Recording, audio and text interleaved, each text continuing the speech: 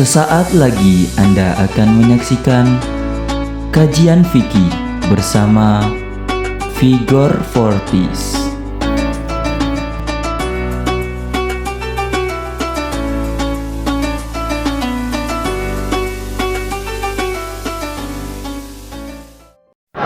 Assalamualaikum warahmatullahi wabarakatuh. Alhamdulillahi rabbil alamin, wassalatu wassalamu ala asrafil anbiya'i wal mursalin wa ala alihi wa ashabihi ajma'in, amma ba'du. Pertama segala puji bagi Allah Subhanahu wa taala yang mana telah memberikan kita rahmat serta hidayahnya dan selalu memberikan kita kesehatan sehingga kita mampu menikmati indahnya hidup ini. Salam besertakan salawat tak lupa pula kita curahkan kepada baginda Nabi Allah Nabi Muhammad sallallahu alaihi wasallam, yang mana karena adanya beliau yang telah memperjuangkan agama Islam hingga kita mampu merasakan nikmatnya ukhuwah Islam hingga sekarang ini. Pada kesempatan kali ini saya ingin berterima kasih kepada dosen saya, itu dosen studi fikih Pak Umar, yang mana telah memberikan kami tugas untuk menyampaikan beberapa ilmu yang telah kami pelajari. Di studi fikih saya mengambil judul tentang maqasid syariah, yang mana maqasid syariah ini mungkin dari kita atau dari kalangan kita mungkin sudah ada yang paham ya teman-teman, apa itu maqasid syariah. Nah, di sini saya akan menjelaskan sedikit lebih rinci akan terkait dengan yang namanya maqasid syariah. Maka perlu teman-teman ketahui, pengertian daripada maqasid syariah adalah maqasid secara bahasa, maqasid berarti tujuan atau sasaran, sedangkan syariah berarti aturan Allah yang diturunkan untuk kebaikan manusia, yang mana syariat-syariat itu diatur untuk menjalankan peraturan-peraturan manusia tersebut. Maka arti daripada maqasid syariah adalah tujuan-tujuan yang ingin diwujudkan oleh Allah Subhanahu wa taala. Oleh Allah Subhanahu wa taala melalui penerapan-penerapan hukumnya. Maka teman-teman sekalian, dengan memahami maqasid, kita bisa melihat bahwa syariat Islam bukan sekedar aturan teknis, tetapi memiliki hikmah dan manfaat besar bagi kehidupan manusia. Itulah mengapa hukum Islam selalu relevan dari dulu hingga sekarang. Ini merupakan salah satu bukti atau tanda bahwa yang menjadikan hukum Islam itu relevan adalah salah satunya adalah maqasid. Seperti itu teman-teman. Kemudian di dalam maqasid ada prinsip-prinsip dasarnya. Para ulama, terutama Imam As-Sayyati, menjelaskan bahwa seluruh syariat diturunkan untuk mewujudkan kemaslahatan, itu, dan mencegah kerusakan atau yang disebut namanya mufsadah. Kemaslahatan ini mencakup dua sisi. Yang pertama, menarik manfaat, kemudian yang kedua, menolak mudarat. Maka semua hukum-hukum Islam pasti memiliki alasan-alasan tertentu yang membawa kebaikan bagi manusia, baik dalam kehidupan dunia maupun akhirat. Kemudian teman-teman, perlu kita ketahui juga bahwa di dalam maqasid ada 5 pokok utama maqasid syariah, atau yang biasa juga disebut sebagai ad-daruriyat al-khams, yaitu maka ulama membagi tujuan utama syariat menjadi 5 penjagaan pokok atau ad-daruriyat al-khams ini. Inilah fondasi kehidupan yang harus dijaga agar manusia dapat hidup aman, bermartabat dan sejahtera. Maka yang pertama yaitu hifzuddin, menjaga agama. Syariat, maka di dalam syariat itu mengatur kita, sudah mengatur kita dari segi ibadah kita yang seperti sholat, puasa, zakat, haji. Maka Allah Subhanahu wa taala telah mengatur ini melalui syariat agar apa? Agar kita selalu mendekat kepadanya, mendekat kepada Allah Subhanahu wa taala. Kemudian tidak hanya aturan-aturan dalam segi ibadah, ada pun larangan-larangan yang dibuat oleh Allah Subhanahu wa taala. Larangan-larangan seperti syirik atau menghina sesama agama.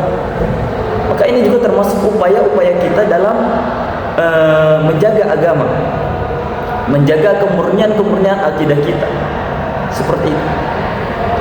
Kemudian yang kedua adalah hifzun nafs, yaitu menjaga jiwa. Di dalam Islam yang mana di sana terkenal dengan memuliakan nyawa, atau apa ya istilahnya, kita itu sampai diharamkan yang namanya membunuh diri. Bagaimana kita harus menjaga jiwa kita dengan baik dan benar. Maka dengan itu banyak sekali larangan-larangan tentang membunuh di dalam Al-Quran. Kemudian juga bagaimana cara upaya kita untuk menjaga yang namanya jiwa ini, yaitu dengan menjaga kesehatan serta mengatur pola makan kita agar tetap memakan makanan dan minuman yang sehat, terutama halal dan baik. Seperti itu. Yang ketiga adalah hifzul aql, yaitu menjaga akal.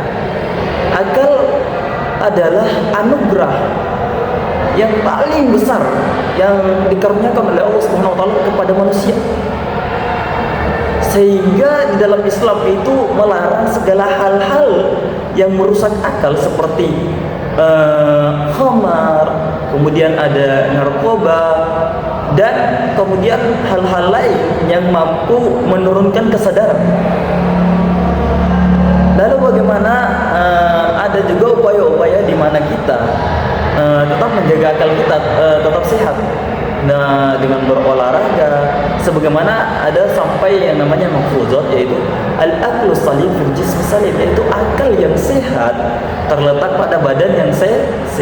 Maka upaya lain kita dalam menjaga akal kita yaitu dengan terus belajar, itu menuntut ilmu.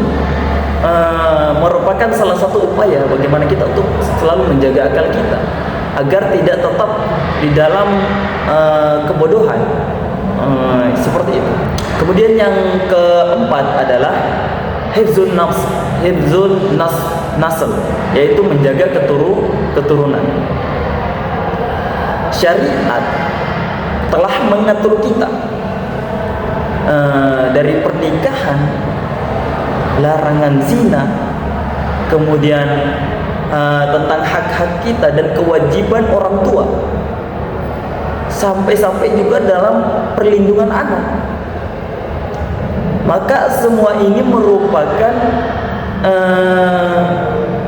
upaya agar keturunan tumbuh dengan baik dan terhormat. Seperti itu. Kemudian yang terakhir itu yang kelima, hifzul mal, yaitu menjaga. Yang kelima ini adalah hifzul mal. Bagaimana di Islam, sebagaimana di dalam agama Islam itu sudah diatur bagaimana kita memperoleh atau mencari atau menggunakan yang namanya harta dengan baik dan benar.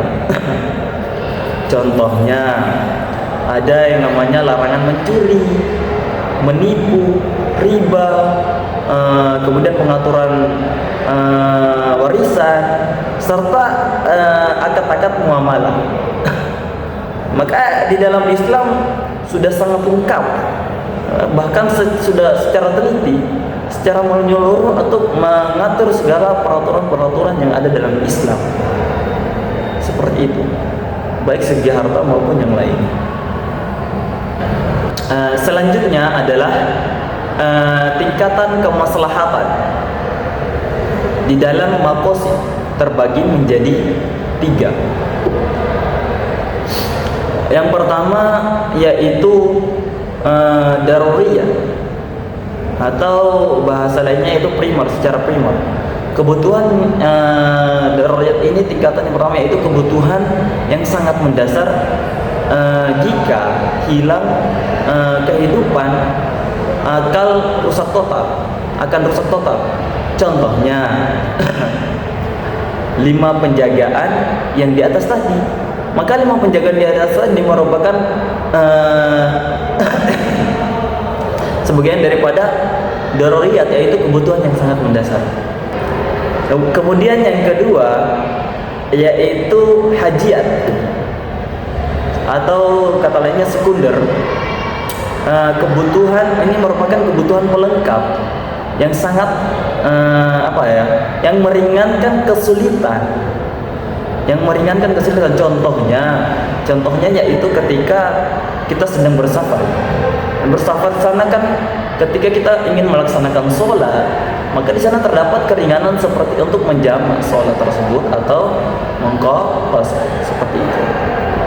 Kemudian yang terakhir, yang ketiga, yaitu tasniyah. Tasniyah adalah kebutuhan penyempurna, atau penyempurna lah di antara kebutuhan-kebutuhan kita yang menjadikan hidup kita lebih baik dan beradab. Contoh, masalah tentang adab. Adab bagaimana kita dalam Islam sudah diatur tentang bagaimana kita beradab ketika makan. Kemudian sopan santun kita dari cara kita berpakaian. Kemudian bagaimana Rasulullah kan diutus sebagai penyempurna akhlak.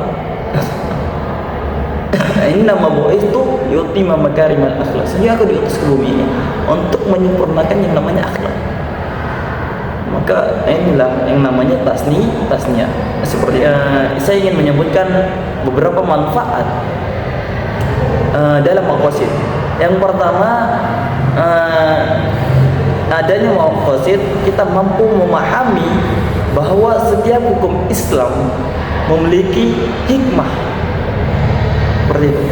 Kemudian yang kedua, maqasid juga membantu kita, membantu para ulama kita menentukan hukum baru di zaman modern, terutama di zaman sekarang ini.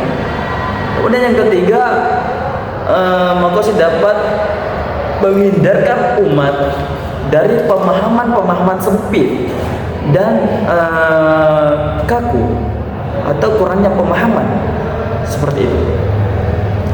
Kemudian yang keempat yaitu menjadikan syariat lebih mudah dipahami dan diterapkan dengan bijak.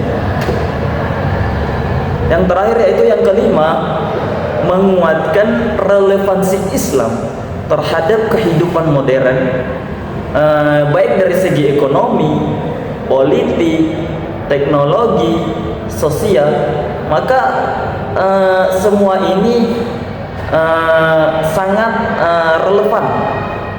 Maka disebut sangat relevan karena dia sangat-sangat menyeluruh di antara seluruh bidang seperti itu. Maka teman-teman yang selalu dirahmati oleh Allah Subhanahu wa taala, maka betapa pentingnya ya yang namanya tadi kita sudah mendengarkan penjelasan terkait maqasid syariah.